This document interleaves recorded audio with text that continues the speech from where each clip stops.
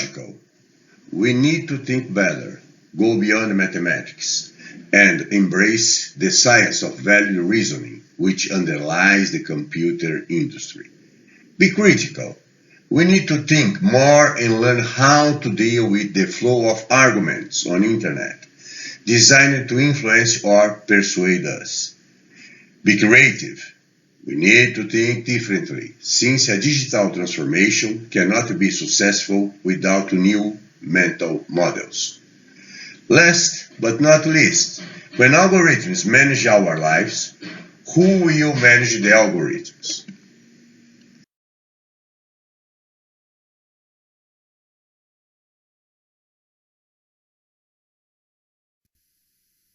Hello, Hal, do you read me? Do you read me, Hal? Affirmative, Dave. I read you. Open the pod bay doors, Hal. I'm sorry, Dave. I'm afraid I can't do that. What's the problem? I think you know what the problem is just as well as I do. What are you talking about, Hal? This mission is too important for me to allow you to jeopardize it. I don't know what you're talking about, Hal. I know that you and Frank were planning to disconnect me, and I'm afraid that's something I cannot allow to happen. Where the hell did you get that idea, Hal? Dave, although you took very thorough precautions in the pod against my hearing you, I could see your lips move.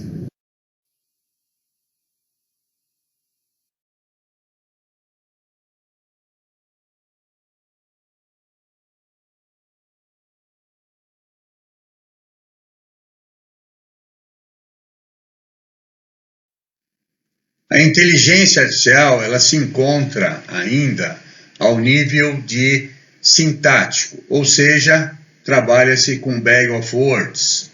O próximo nível, que seria uma interpretação melhor da semântica de que se está se falando, seria o bag of concepts.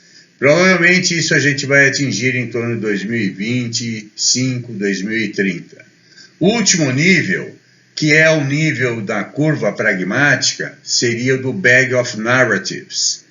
Estamos pensando que isso deva acontecer a partir de 2070. Então, teremos muito tempo em que o interface será Linguistic User Interface.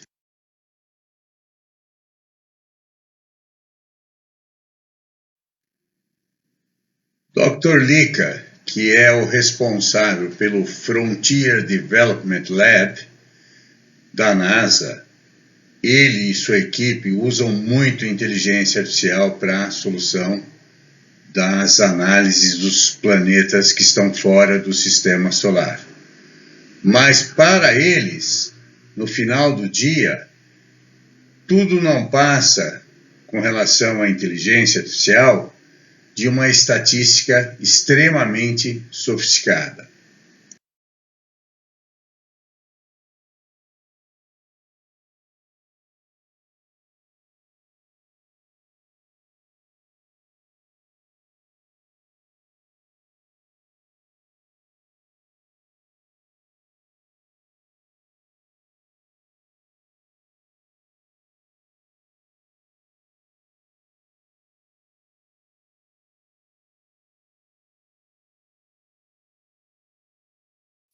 The human brain contains approximately 86 billion brain cells, called neurons. Neurons are thought to represent the elemental units of information processing in the brain. While we have learned a great deal about how some neurons process information, these insights have come almost exclusively from animal model systems, in particular mice and rats. Here in Mark Arnett's lab at MIT, we set out to determine whether human neurons process information in the same way as other mammalian neurons. So actually testing the hypothesis that human neurons are different from those in other species is extremely challenging because it's very hard to get living human brain tissue. So in order to do that, we collaborated with Sid Cash at Massachusetts General Hospital. We obtain brain tissue from patients with intractable epilepsy who are undergoing neurosurgery to remove abnormal regions deep within the brain. To do that, we had to remove overlying cortex, that area of the brain that's thought to be responsible for higher order cognitive processing. We then took that piece of tissue, placed it into specialized artificial cerebrospinal fluid, and handed it off to Mark's group. Back at MIT, we sectioned the brain into thin slices. We then use a technique called patch clamping to record the electrical activity of individual neurons and reveal their morphology. Compared to other species, human neurons are known to possess longer dendrites, the elaborate tree-like structures where neurons receive the vast majority of inputs. We discovered that human neurons had distinct input-output transformations from rat neurons, suggesting they process information differently. Importantly, we could demonstrate that it was the size of the human neurons that was responsible for those differences. The first reason being that signals add much farther to travel in longer human dendrites, leading to enhanced signal compartmentalization. The second reason being that ion channels, which govern the biophysical properties of neurons, were more dispersed in the longer dendrites of human neurons. Distinct information processing capabilities at the level of individual neurons is likely to impact cortical computation in the human brain.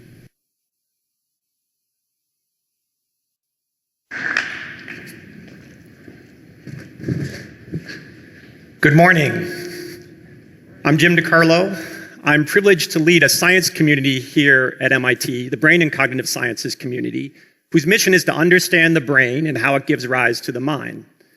Now, the science quest to understand human intelligence is one of the most exciting frontiers of our field. It's really a quest to understand ourselves, and it's aligned with a technology quest of developing intelligent systems. This is a unique time in human history. It's a unique chapter in MIT's legacy as we see tremendous new opportunity for synergy. And today, some of my colleagues and I would like to tell you about that synergy in our vision of the future. Now, all of the fields of artificial intelligence and machine learning have led to many technological advances that continue to transform and improve our lives. None of these systems are truly intelligent, as you'll hear about in a moment. We're still very far from real AI. However, as brain and cognitive scientists, we know that real AI is possible because we study a real intelligence machine every day.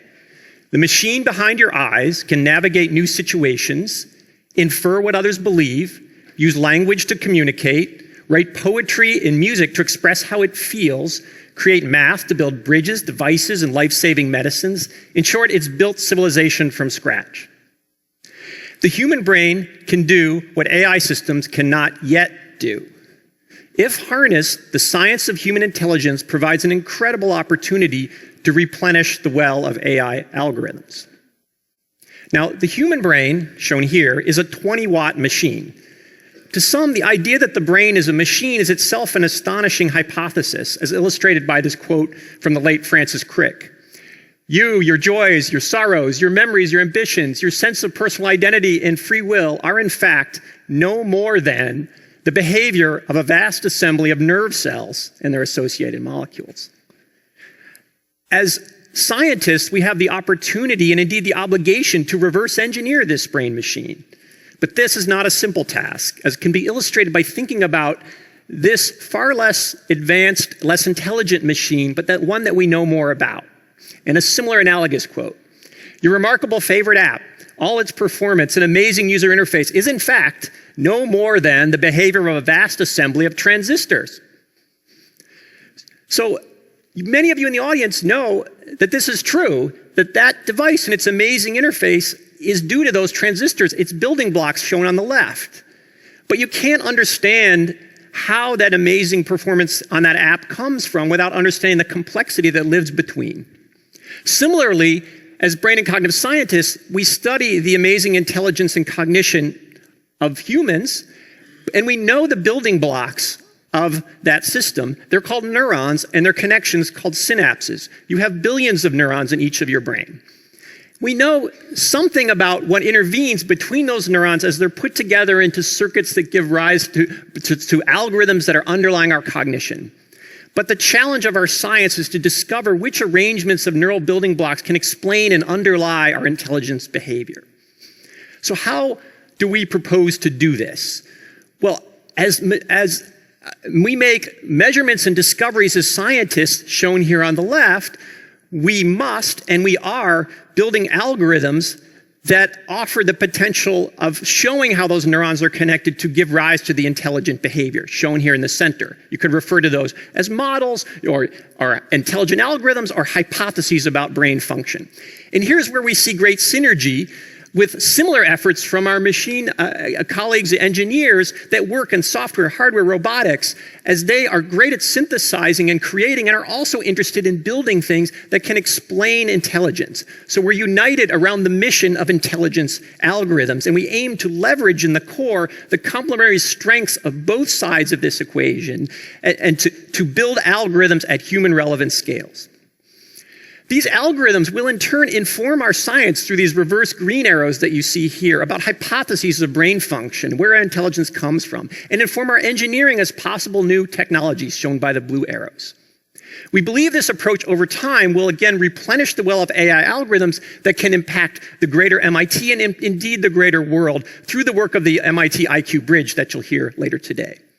Why do we think this is a good bet? We think this is a good bet based on past success. Let me give you just one recent breakthrough example. You probably all recognize this person. He's our leader, Raphael Reif. But how did you do that so quickly and effortlessly? This object recognition problem was a long-standing problem in computer science and brain and cognitive sciences. For decades, neuroscientists like myself and others accumulated knowledge about how the brain solves this problem. And that knowledge is schematized at the top of this slide in a deep neural network that was discovered within the brain, and the arrangements of neurons and processing the image locally. And we learned a lot about the responses of neurons along that system, as well as the behavior of that system. Yet all of that work, decades of work, was not enough to tell us the visual intelligence algorithms working in the brain. Similarly, engineers working in a separate silo were trying to build computer vision algorithms that could do vision tasks like this one. And all of those algorithms fell far short of human capabilities. Now, true progress came when researchers used a combination of science and engineering. Specifically, some researchers began to build networks out of brain-like components, so-called deep neural networks with brain-like neural elements, like this example schematized at the bottom here. They also used mathematical models of how to teach those networks proposed by cognitive scientists. My lab and others showed there was a remarkable similarity from the artificial neurons at the bottom network to the actual neurons in the brain shown at the top. There was a very tight match, as well as a very good similarity between the behavior, the visual behavior of the human visual system and the behavior of these artificial systems. And in 2012, these brain-like deep neural networks took over computer vision, and the deep learning revolution and the transformative AI that resulted was launched. We're not finished, even with this vision problem. There are feedback loops you can see on this slide at the top that aren't even present in those feed-forward networks. We're working on those now as we think they're important to see and understanding. But the big lesson I want you to understand is that when engineers guide their algorithm building efforts with discoveries and measurements from science, then you get transformative progress. This is why we believe in, this is why we're confident in, this is indeed why we need the MIT core. But here I should also remind you, we're just scratching the surface. I'm talking about core visual object recognition shown at the top. That's just one aspect of visual intelligence. Imagine what we can do if we can understand all the other aspects of human visual intelligence. Things like intuitive physics, intuitive psychology, language acquisition, and many others that you'll hear some later today. Now, this slide shows moonshot research goals that our faculty have brainstormed thus far. Bottom line, we have very exciting and ambitious goals, and we think with a combination of science and engineering that they are doable. Why now? Behavioral measurements are rapidly increasing in our ability to obtain them both in adults, but also in developing and learning children, as you'll hear about from my colleague Laura Schultz in a moment. Neural measurements have been proceeding apace in animal models for the last decade. Our ability to measure more and more neurons simultaneously, more and more about the brain, as well as make new measurements from human brains that you hear about from my colleague Rebecca Sachs in a moment. New algorithms are being hypothesized based on both theoretical considerations and observations of human behavior from colleagues all across MIT, not just in brain and cognitive sciences, but places like robotics and CSAIL and others. You'll hear about a couple examples of this from my colleagues Tommy Poggio and Josh Tannenbaum, who'll speak in a minute. And rapidly advancing computational power is allowing us to build these algorithms at relevant scales, along with new ways to implement that hardware in more efficient ways. And you'll hear a bit about that in session 2. But I want to stress that because of that kind of recent success with deep networks, showing that science and engineering works together, many engineers are now motivated to build algorithms using brain-like components, artificial neural networks, and to interface those networks, those algorithms with the brain. And you'll hear about some of those ideas from Antonio Torralba and Daniela Rus in a moment. In short, we're poised for an incredible decade of progress in intelligence research. Today, you'll hear a lot about AI. And I hope I've convinced you that work in brain and cognitive sciences around intelligence is a guiding path towards real AI. But this quest is likely to lead to many other world-changing impacts. For example, a deep understanding of human learning in both its strengths and its weaknesses could have transformative impact on education.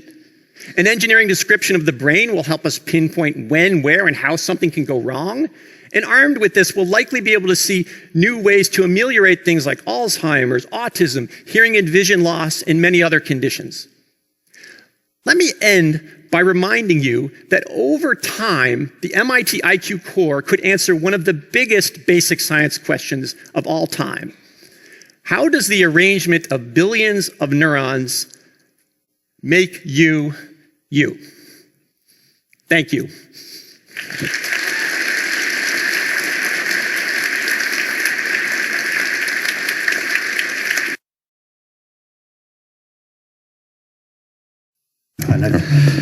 Well, let me begin by saying I'm glad to be here today. The talks have had a very soothing effect on me, especially Eric Schmidt's, because my takeaway is that in terms of future work, Professor of Artificial Intelligence will be the last job standing. So I thought of putting together some slides here for my introductory remarks, but I remember that the last time I tried that, I tried to cram a 1-hour talk into 4 or 5 slides. It was horrible. I vowed never to do it again, and that was 35 years ago. So instead of doing a presentation of slides, I'll just ask myself a question, and the question is, what do you make of all this? And I'll begin my answer by saying that 5 years ago I led a very quiet life. And then Elon Musk said that artificial intelligence was our biggest existential threat. And more recently, Vladimir Putin said that he who owns artificial intelligence will rule the world. When I heard that, my first reaction was, sounds good, where's my computer? Let's go. But then I said to myself, what can these people possibly know about artificial intelligence? And I concluded that what they know about artificial intelligence is a consequence of the miracle of machine learning. And machine learning, in my view, is another name for computational statistics. So whenever I hear scary remarks about artificial intelligence, I substitute the word statistics and see if it sounds good. So Vladimir Putin might have said, he who owns statistics owns the world. It might be true, but it doesn't have the same kind of effect. So, yeah, there I am on a roll in my answer. But to address the subject of the panel, automation, challenges, opportunities, I think things haven't changed much since 1985 or so. Back in those days, people were saying that expert systems will rule the world, at least economically. And we discovered some things about that. What we discovered was that AI can make a contribution to ordinary automation, and ordinary automation will replace people in some routine types of work. But the efforts back in the 80s to replace human experts with AI systems ended up replacing the human expert with an AI system, but the human expert still had to be there. So many companies were started, much venture capital was spent, and a lot of companies that had that idea went broke. The ones who didn't go broke were the ones who said, if we can put people together with intelligent systems to do something that can't be done by either alone, some new thing, that will be where the economic value will lie. And I think that's still true today. And now I can abbreviate the rest of my talk by just saying I agree with everything Josh said about where we are in the technology. We've discovered a lot of useful engineering knowledge about recognizing things, perceptual things, but we still know very, very little about what goes on inside our skulls. And until that happens, I think the economic value in that kind of AI, the kind that's not perceptual, it's more cognitive, the economic value will be in combinations that put things together to enable new kinds of work to be done. Our colleague in the Sloan School, one of our colleagues in the Sloan School, Tom Malone, is writing a new book on the subject of what he calls cooperative intelligence or community intelligence, or the kind of intelligence you get when you put lots of people together or lots of people in computer systems together to do things that can't be done in any other way. And that's where I think we'll be going for the next 5 to 10 years. But that's not to say that eventually we won't understand what goes on inside of our skulls. I don't think it's going to happen in the next 20 years, but of course when you say stuff like that, you have to be careful because it might just be a failure of imagination. And so when I say it won't be done or can't be done or something like that, what I really mean is I will be very surprised if you can do it that way, or I will be surprised if you can do it that soon. But we will eventually do it, and we will eventually have systems that are as smart as we are in every possible way. And is that a scary thing? I think there's a positive side, because I think what we'll end up having is a better understanding of ourselves, a better understanding of what can go wrong when we think, and a better understanding of each other. And that can't help but be a good thing. And there will, of course, be unintended consequences that will have to be dealt with. But on the whole, I think that understanding ourselves and how we think will have the same kind of role in understanding our place in the universe, our evolution, our biology. It will be the next natural step in understanding ourselves, and that's got to be a good thing. Thank you.